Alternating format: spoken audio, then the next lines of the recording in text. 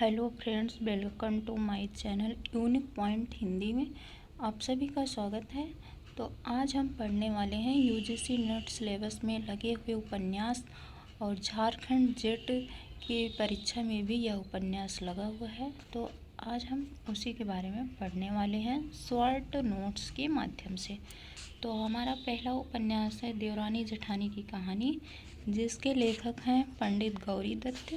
तो आइए पहले पंडित गौरी दत्त के बारे में जानते हैं, उसके बाद हम देवरानी जेठानी कहानी के बारे में पढ़ेंगे।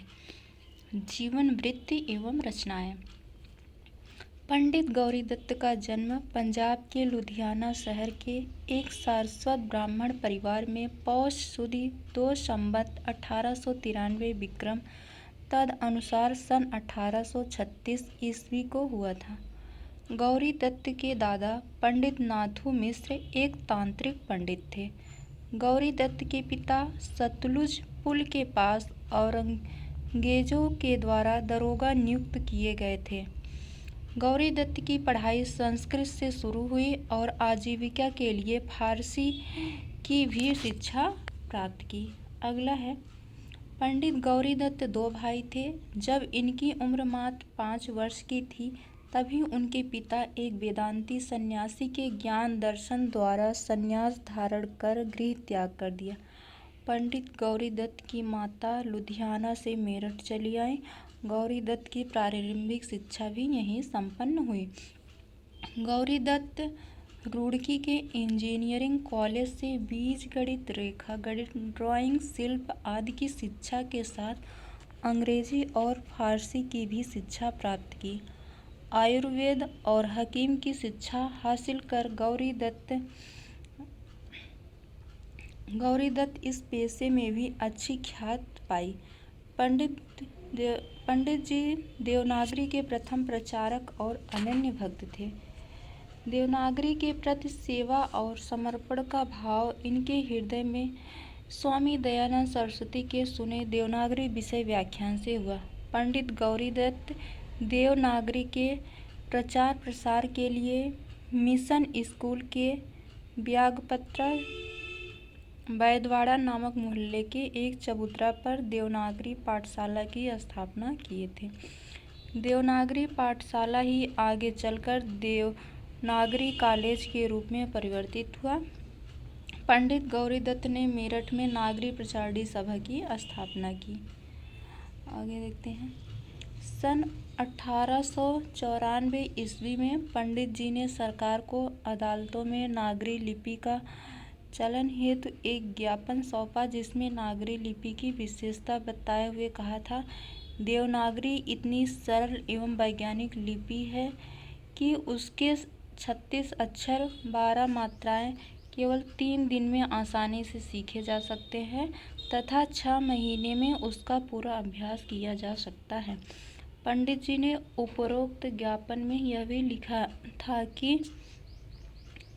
उर्दू और फारसी के शब्दों को यदि नागरी लिपि में लिखना शुरू कर दिया जाए तो वे बहुत सरल हो जाएंगे। पंडित गौरी दत्त ने 16 जुलाई सन 1893 ईस्वी में काशी नागरी प्रचारणी सभा की स्थापना की। सन 1892 ईस्वी में देवनागरी प्रचारक का संपादन भी किया गया। गौरी दत्त के ही अथक प्रयास से 18 अप्रैल सन 1900 ईस्वी को सर एंटोनी मैकडॉनल ने एक अध्यादेश जारी कर उत्तर प्रदेश के स्कूलों और पाठशालाओं में हिंदी के पठन पाठन को स्वीकृति प्रदान की। पंडित जी की देवरानी के प्रति दीवानेपन की एक झलक इससे भी मिलती है कि उसने अपने अंगरखे पर जय नागरी शब्द लिखवाया था और अभिवादन के समय जय नागरी ही कहा करते थे।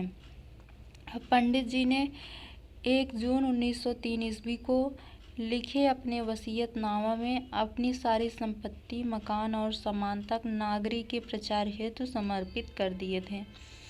आप देवनागरी देव का देवलोक गमन 8 फरवरी सन 1906 ईस्वी को हुआ। नागरी लिपि परिषद ने उनके सम्मान में गौरी दत्त नागरी सेवा सम्मान आरंभ किया। देवनागरी के प्रति समर्पण सेवाभाव के कारण ही लोग उन्हें देवनागरी प्रचारानंद और हिंदी का सुकुसत कहा करते थे। देवनागरी के प्रचारार्थ पंडित जी ने एक गीत की रचना की थी, जिसकी कुछ पंक्ति ये है: भज गोविंद हरे हरे, भज गोविंद हरे हरे, देवनागरी हित कुछ धन दो, दूध न देगा धरे धरे। तो यह था पंडित गौरी दत्त के बारे में। अब आगे है उनकी रचनाएं। पंडित गौरी दत्त की रचनाएं हैं: अक्षर दीपिका, सच्चे मोतियों की माला, असरफियों की थैली, नागरी के दफ्तर, देवरानी जेठानी की कहानी 1870 में, बाल रक्षा, नागरी 100 अक्षर, सर्राफी नाटक, गौरी जीवन, गौरी नागरी कोश। अनुदित रचना है गिरजा, उपन्यास 1904 ईस्वी में, संपादन देवनागरी गजट और नागरी पत्रिका। अब हम पढ़ते हैं उपन्यास देवरानी जेठानी की कहानी। केवल हम महत्वपूर्ण पॉइंट को देखेंगे। पंडित गौरी दत्त रचित उपन्यास देवरानी जेठानी की कहानी सन 1870 ईस्वी में प्रकाशित हुआ था। डॉक्टर गोपाल राय, डॉक्टर पुष्पाल सिंह एवं हिंदी उपन्यास कोश के कोशकारों संतोष गोयल, उषा कस्तूरिया और उमेश माथुर ने पंडित गौरी दत्त के उपन्यास देवरानी जेठानी की कहानी को ही हिंदी का पहला उपन्यास माना है।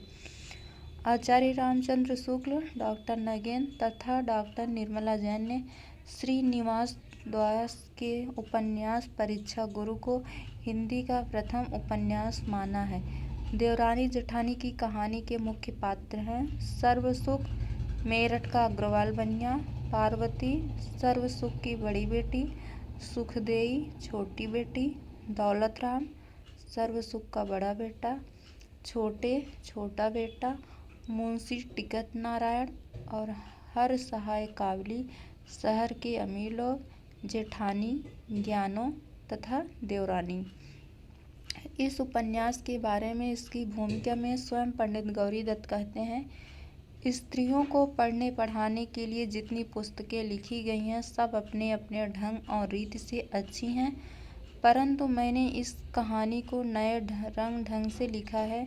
मुझको निश्चय है कि दोनों स्त्री पुरुष इसको पढ़कर अति प्रसन्न होंगे और बहुत लाभ उठाएंगे। देवरानी जेठानी की कहानी उपन्यास का प्रथम प्रकाशन सर्वप्रथम 1870 ईस्वी मेरठ के जीआई छापे खाने में लिथो पद्धति से हुआ था। इसका प्रति आज नेशनल लाइब्रेरी कलकत्ता में सुरक्षित है। इस उपन्यास का पुनः प्रकाशन पटना विश्वविद्यालय के प्राध्यापक डॉक्टर गोपाल राय के द्वारा कराया गया। इस उपन्यास के लिए पंडित गौरी दत्त को सरकार की तरफ से 100 रुपये का इनाम भी मिला था। इस उपन्यास में बाल विवाह, विवाह में फिजूल खर्ची, स्त्रियों की आभूषण ट्री बंटवारा, वृद्धों बहुओं की समस्या, शिक्षा, स्त्री शिक्षा आदि का बड़ा ही तार्किक चित्रण किया गया है। इस उपन्यास का मुख्य उद्देश्य स्त्रियों को गृहस्थ धर्म की शिक्षा प्रदान करना।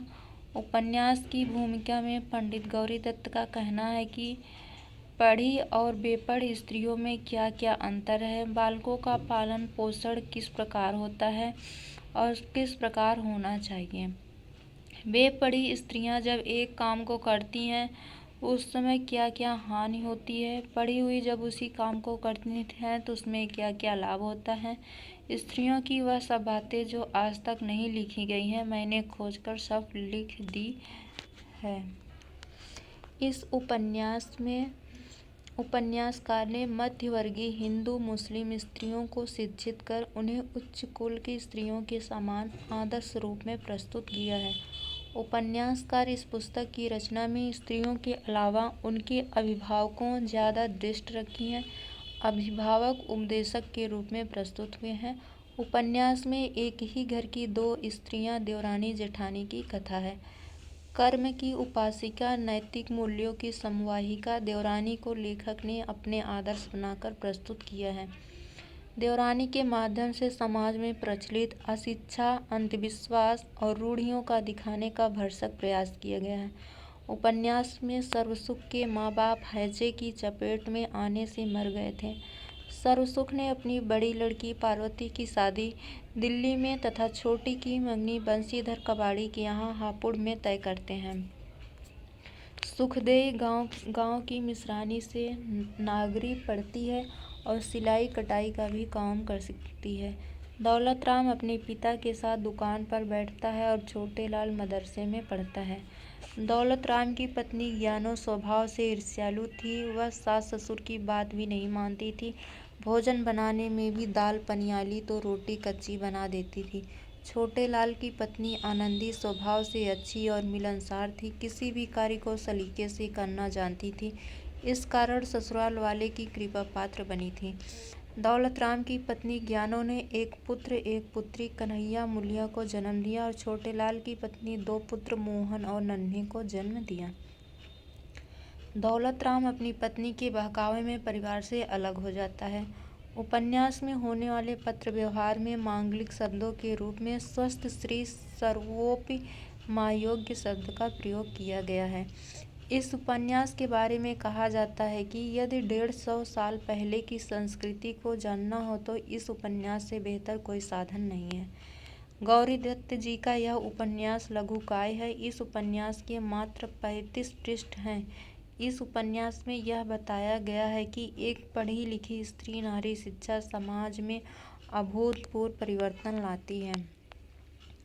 बाल विवाह के दंश को भी बखूबी चित्रित किया गया है। छोटे लाल की बहू के मामा की बेटी का पति पतंग उड़ाने के क्रम में छत पर से गिरकर मर जाता है और उसकी पत्नी मात्र 10 साल के वैधव्य को ढोने के लिए मजबूर हो जाती है। देवरानी को जब दूसरा लड़का होता है तो दूध नहीं उतरने के कारण बच्चे को 5 वर्ष के लिए चाट जटनी के गोद में दिया जाता है।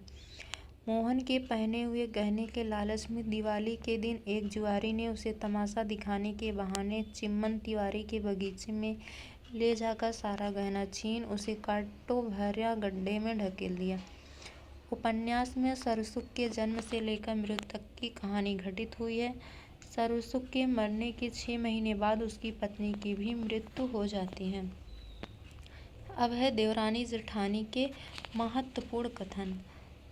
तुम्हारा पढ़ना लिखना उसी दिन काम आवेगा जब अपने सास की आज्ञा से रहोगी। सास को माता के समतुल्य जानना, ननद और जेठानी को अपनी बहन से भी अधिक मानना, यह अच्छे कुल की बेटियों का धर्म है। यह तहसीलदार साहब का कथन है।